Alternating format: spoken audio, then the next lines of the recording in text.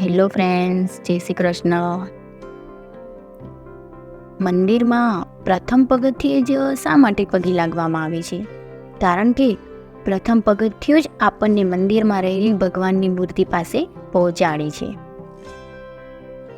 મંદિરમાં ઘંટ શા માટે વગાડવામાં આવે છે? કારણ કે આપણે જ્યારે મંદિરમાં જઈએ છીએ ત્યારે આપણા મનમાં જે દુષ્ટ વિચારો હોય ને તે મંદિરમાં જઈ ઘંટ વગાડવાથી દૂર જતા રહે છે. માટે મંદિરમાં ઘંટ વગાડવામાં આવે છે. સામાન્ય રીતે આપણે આપણી ભાષામાં તો એમ જ કહીએ છીએ કે મંદિરમાં ઘંટ ભગવાનને જગાડવા માટે વગાડવામાં આવે છે. મંદિરમાં નાળિયેર શા માટે ફોડવામાં આવે છે? કારણ કે પહેલાં માણસોની મંદિરમાં બલિ ચડાવવામાં આવતી હતી.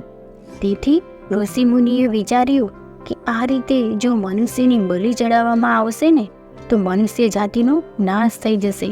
તેથી ઋષિમુનિઓએ નાળિયેર મંદિરમાં ફોડવાનું નક્કી કર્યું.